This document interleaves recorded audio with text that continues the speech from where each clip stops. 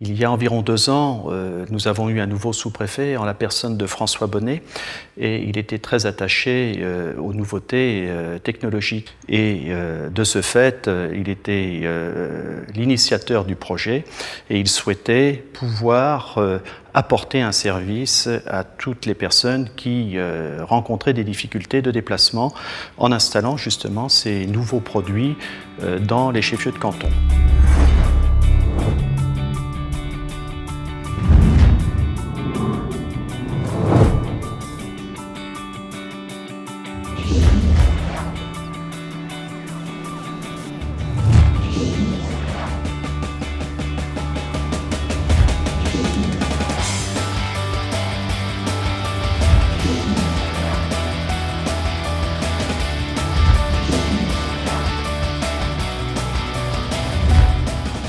Vous avez, je disais, le son, l'image, vous avez la personne et les documents avec. Vous avez presque tout sauf la poignée de main.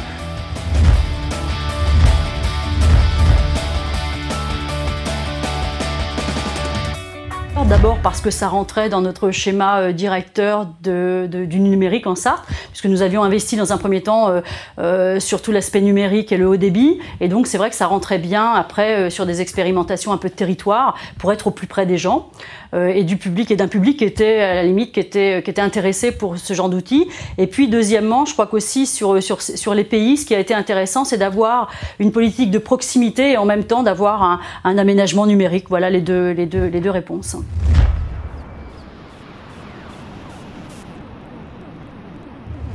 Alors, nos problèmes essentiellement sur Conly et le canton, c'est des problèmes de recherche d'emploi, des problèmes de formation et des problèmes de renseignement au niveau de la caisse d'assurance, la caisse primaire, au niveau de la CAF. Bon, c'est des questions basiques, hein, mais qui reviennent toujours les mêmes. Il est évident qu'il y a des besoins locaux en termes de recherche d'emploi. Le point visio public est sans doute une réponse, hein, c'est peut-être pas la seule, mais une réponse pour faire en sorte qu'il y ait une meilleure adéquation entre les offres d'emploi ou de formation, parce qu'il n'y a pas que l'emploi, et puis les usagers. C'est vrai qu'on est à l'ère d'une nouvelle technologie où il nous semble qu'il faut utiliser les nouveaux outils pour pouvoir correspondre.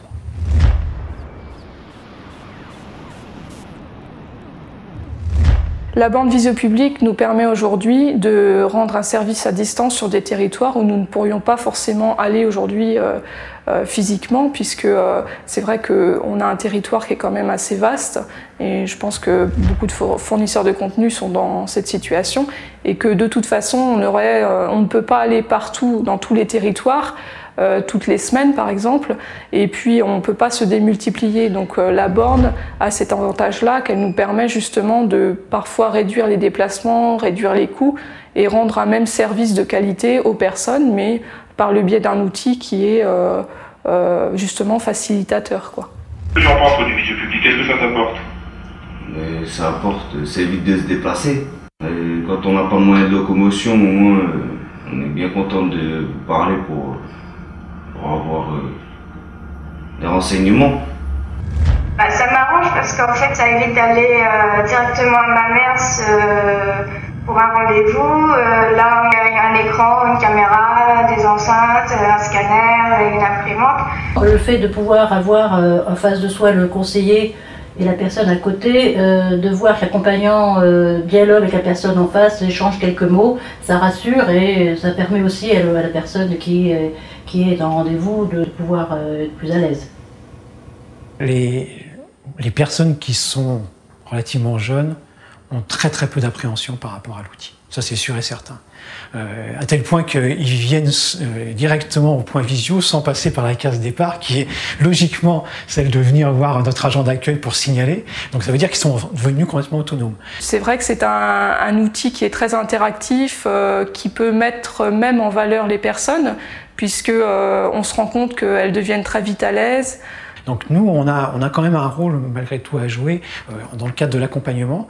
Et puis, je crois qu'on a des comptes à rendre. Hein, ça veut dire qu'on veut savoir quelle fréquentation, effectivement, il y a eu par rapport à ce point visio.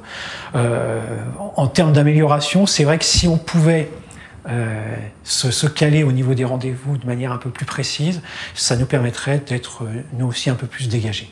Nous, en tant qu'AFPA, les intérêts qu'on y a trouvés, c'était aussi une meilleure connaissance des territoires, meilleure connaissance des sites avec qui on pouvait communiquer donc, au niveau des sites receveurs de l'information.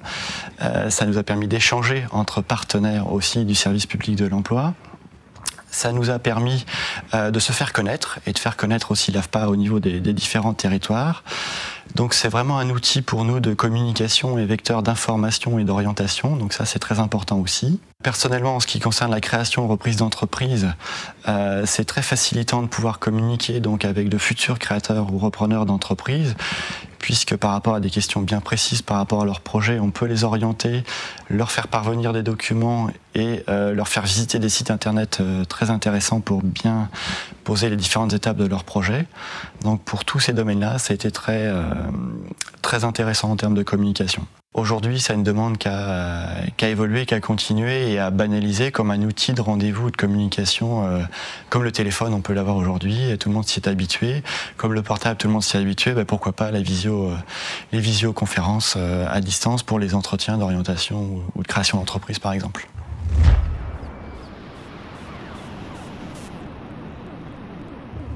Quant à l'expérimentation, cette expérimentation n'a pas été forcément, bon, tous les intervenants n'étaient pas présents, n'étaient pas connectables. Je pense à la NPE, puisqu'on a parlé avec M. Marteau à l'instant.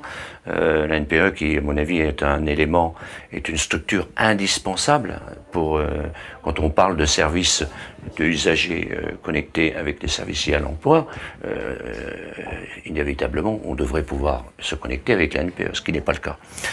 Alors l'expérimentation, bon, nous on souhaite, il y a deux solutions, soit que l'expérimentation soit prolongée, ou bien qu'elle soit pérennisée complètement.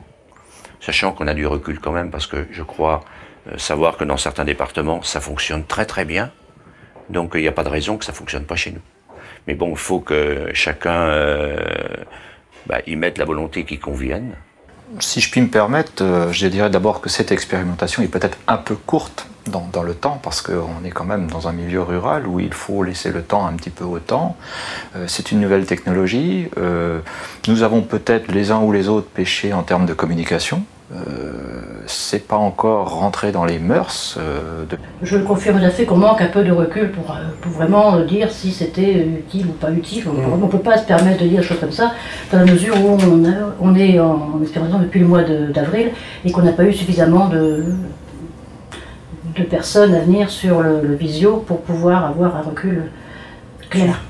L'expérimentation a été intéressante, les acteurs locaux se sont mis autour de la table et on a vraiment essayé de développer cet outil.